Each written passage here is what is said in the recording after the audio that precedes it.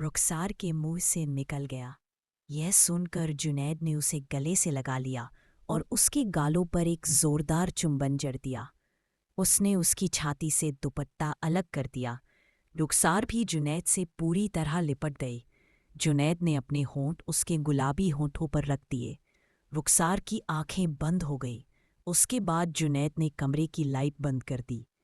Hello दोस्तों, आज की इस कहानी में आप सभी का स्वागत है। मुंबई में जुलाई का मौसम। रुखसार सुबह उठकर रसोई घर में चाय बना ही रही थी कि हल्की बारिश होने लगी। उसने चाय के साथ साथ गर्मा गर्म पकौड़े भी तल दिए। इसके बाद तौलिया और नहाने के बाद पहनने वाले अंदरूनी कपड़े बाथरूम में रख दिए। बेडरूम में टेलीविजन पर कोई म्यूजिक चैनल चल रहा था। पकौड़े तलने के बाद रुखसार ने खिड़की बंद कर दी और टेलीविजन की आवाज़ तेज कर दी। वह डांस करने लगी और मस्ती में खुद को दीवार पर लगे बड़े आईने में देखने लगी। रुखसार ने काले रंग की नाइटी पहनी हुई थी। 35 साल की विधवा होते हुए भी उसने अपने बदन को काफ़ी मेंटेन किया हुआ था। रुखसार मस्ती में डांस कर ही रही थी कि तभी दरवाजे की बेल बजी। उसने टीवी की आवाज़ चाय का एक दुपट्टा सिर पर रख लिया। रुखसार ने दरवाजा खोला। बाहर कुरियर वाला था, 25 साल का जवान लड़का। वह कहने लगा, कुरियर है, रुखसार खान के नाम से। रुखसार को याद आया कि उसने ऑनलाइन शॉपिंग साइट से अपने लिए एक मोबाइल फोन बुक किया था। वह बोली, मेरा ही नाम रुखसार है। लड़के ने दस्तखत करने के लिए उसे पेन दिया। पेन देते समय उसके हाथ रुखसार की उंगलियों को छू गए थे। रुखसार ने एक नज़र उसकी ओर देखा और दस्तखत कर दिए। रुखसार ने 5200 रुपए दिए तो लड़के ने 200 रुपए वापस कर दिए और बोला, 200 रुपए डिस्काउंट चल रहा है। रुखसार ने उस लड़के को ध्यान से देखा जिसने आज के बेईमानी के ज़माने में भी ईमानदारी से सच कहा और 200 रुपए वापस कर दिए। थोड़ी देर बाद वह लड़का बोला, थोड़ा पानी मिलेगा?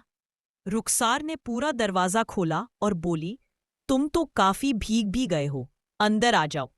रुखसार ने मोबाइल वाला डब्बा अलमारी में रखा और रसोईघर में पानी लेने चली गई। उसने अपनी छाती से दुपट्टे को अलग कर दिया था। कुछ देर बाद रुखसार ने लड़के को पानी दिया। पानी देते समय जैसे ही वह थोड़ा झुकी, लड़के की नज़र उसकी आंखें बड़ी बड़ी हो गईं। पानी पीते पीते वह लड़का नज़र बचाकर रुखसार के उभारों को देख रहा था कि अचानक उसने चीख दिया। रुखसार बोली, तुम्हें तो सर्दी लग गई है, अभी बारिश भी तेज है। तुम चाहो तो थोड़ी देर यहाँ रुक सकते हो। तुम्हारे कपड़े भी काफी भीग गए हैं। चाहो तो बाथरूम में जाकर फ्रेश हो सकते हो। वह लड़का बाथरूम में चला गया। दरवाजा बंद करके लाइट जलाई। वहां रुखसार ने नहाने के लिए तौलिया और अंदरूनी कपड़े पहले से ही रखे हुए थे। लड़के ने कमीज निकालकर उस तौलिए को पहले चूमा, फिर उसी से अपने बदन को पोंछा। उसने रुखसार के ब्रा को अपने हाथ में लिया ही था कि तभी दरवाजे पर दस्तक हुई। उसने ब्रा को वहीं पर रख दिया और थोड़ा सा दरवाजा खोला। रुखसार ने उसको काले रंग का कुर्ता दिया और बोली, ये लो, इसे पहन लेना। लड़के ने वह कुर्ता पहन लिया और अपनी कमीज सूखने के लिए डाल दी। वह बेडरूम में जाकर टेलीविजन देखने लगा। रुखसार रसोई घर से चाय और पकौड़े ले आई और उससे पूछा, क्या नाम है तुम्हारा? लड़का बोला, जुनैद। कहाँ के रहने वाले हो तुम? आजमगढ़। मैं भी आजमगढ़। आजमगढ़ में कहाँ से हो तुम? लालगंज तहसील। मैं निजामाबाद की रहने वाली हूँ। लालगंज में हमारे काफी रिश्तेदार रहते हैं। अम्मी की भी वहाँ की पैदाइश है। और कौन कौन रहता है आपके साथ? सिर्फ मैं। और आपके शौहर? उनकी मौत हो गई है। माफ करना, पर कैसे? रुखसार ने बताया कि साल 2013 में हुए मुजफ्फरनगर दंगे में उसके शौहर के साथ ससुराल के सभी लोग मारे गए थे। यह बताते हुए रुखसार की आंखें नम हो गईं।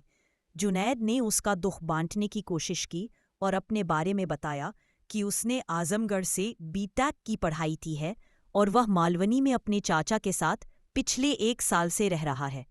जब उसे अपनी फील्ड मैकेनिकल इंजीनियरिंग में कोई नौकरी नहीं मिली तो उसने कुरियर कंपनी में नौकरी शुरू कर दी। उन दोनों को बातें करते करते 1 घंटा हो गया था। रुखसार जुनैद को अपने निकाह की तस्वीरें दिखाने लगी। जुनैद बोला, तब आप किसी खूबसूरत अप्सरा से कम नहीं थी। रुखसार ने मुस्कराते हुए कहा, अच्छा, और वह खाली प्लेट और कप लेकर रसोई घर में चली गई। अब वह नहाने की तैयारी कर रही थी। जुनैद उस समय की खूब। वह नहाने के लिए जा ही रही थी कि तभी वापस बेडरूम में गई। जुनैद हैरान रह गया। रुखसार ने पूछा, कैसे लगी निकाह की एल्बम? जुनैद बोला, बहुत खूबसूरत। वह रुखसार के गले के नीचे देख रहा था। वैसे अभी भी आप कुछ कम नहीं है। यह सुनकर रुखसार एक खास अदा में मुस्करा दी। रुखसार नहाने चली गई। कुछ देर बाद बाथरूम से आवाज आई, मैं अपना तौलिया लेना भूल गई हूँ, दे दो मुझे। जुनैद ने रुखसार को तौलिया दे दिया। कुछ देर बाद पानी की आवाज आने लगी। जुनैद ने सोचा कि रुखसार अब नहाने लगी है। वह अपने खूबसूरत बदन पर साबुन लगा रही होगी। कुछ देर बाद पानी की आवाज धीमी होकर बंद हो गई। रुखसार नहाकर बाहर आई। उसने काले रंग का लहंगा और काले रंग की चोली पहनी थी। छाती पर दुपट्टा था और सिर पर तौलिया बंधा हुआ था। जुनैद रुखसार को देखकर भी अनजान बना टीवी देख रहा था। रुखसार आईने के सामने खड़ी थी। उसने अपने पूरे बाल खोल दिए थे। खुले हुए लंबे बाल उसकी खूबसूरती को बढ़ा रहे थे। जुनैद के मन में आया कि वह चुपके से उठकर रुखसार की कमर पकड़कर उसे पूरी तरह दबा दे। तभी रुखसार ने जुनैद की तरफ देखा। इससे जुनैद घबरा गया और अपनी चोर नज़रों को टीवी पर लगा दिया। कुछ देर बाद रुखसार ने अलमारी से वह मोबाइल निकाला जो जुनैद लेकर आया था। वह उसके फीचर के बारे में जुनैद से पूछने लगी और उसके पास आकर बैठ गई। जुनैद ने रुखसार को वह फ़ोन चलाना सिखाया। वह अपनी उंगलियों से उसकी मुलायम उंगलियों को पकड़कर मोबाइल के अलग अलग फीचर बताने लगा।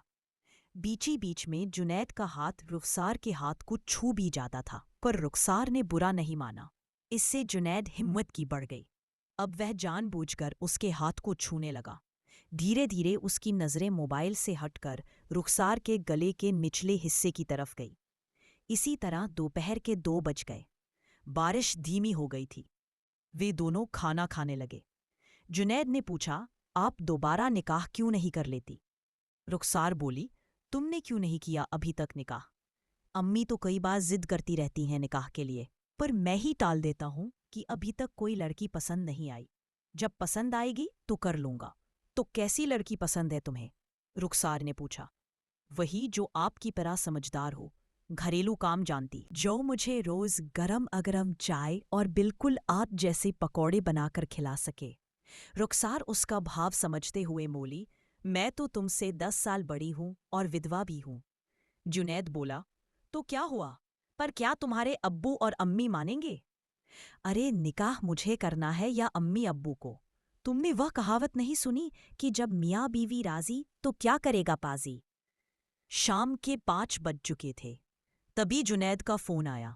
उसकी अम्मी ने फोन किया था। वह बात करने के लिए रसोई घर में चला गया। रुखसार दीवार से कान लगाए जुनैद की बातें सुन रही थी। जुनैद ने भांप लिया था कि रुखसार पास ही है। तभी जुनैद बोला, नहीं अम्मी, अब लड़की देखने की जरूरत नहीं है। मुझे एक लड़की पसंद है। यह सुनकर रुखसार शर्मा गई और नजरें बचाकर जुनैद को देखने लगी। इसके बाद जुनैद ने फोन काट दिया। रुखसार पीछे से आकर उससे लिपट गई। जुनैद ने उसे अपनी बाहों में भर लिया। रुखसार बोली, तुमने तो अपनी अम्मी से बात कर ली है, मुझे भी अपने अम्मी अब्बू से बात करनी होगी। अच्छा तुम्हें घर नहीं जाना क्या? रात के 7 बज चुके हैं।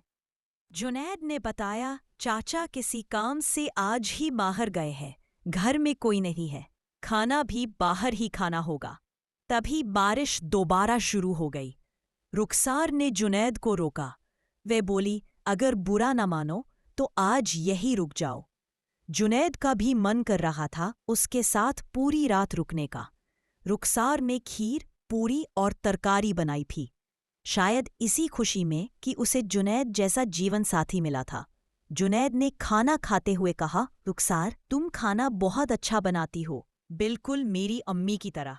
रुखसार ने जुनैद के मुंह से पहली बार अपना नाम सुना। उसे बहुत अच्छा लगा। थोड़ी देर बाद रुखसार अपने अब्बू से फ़ोन पर बात करने बाहर चली गई। जब वह वापस आई तो जुनैद बोला, क्या कहा उन्होंने? उन्होंने कहा कि अगर लड़का हमारी बिरादरी का है, नेक है और अपने पैरों पर खड़ा है तो उन्हें कोई एतराज़ नहीं। इतना कहकर रुखसार के चेहरे पर शर्म वाली मुस्कुराहट आ गई। रात के 10 बजे रुखसार बोली, मैं रसोई घर में सो जाती हूँ, तुम यहीं बेडरूम में सो जाओ। नहीं, मैं वहां सो जाऊंगा और तुम बेडरूम में सोना, क्योंकि ये घर तो तुम्हारा है। पर निकाह के बाद तो तुम्हारा भी हो जाएगा, रुखसार के मुंह से निकल गया।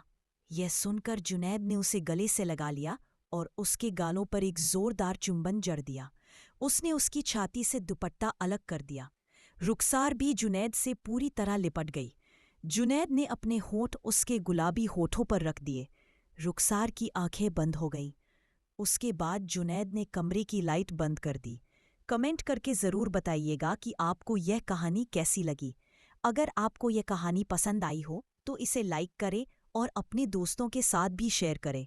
आगे भी ऐसी रोमांचक कहानियों के लिए हमारे चैनल को सब्सक्राइब करें और बेल आइकन दबाना ना भूलें।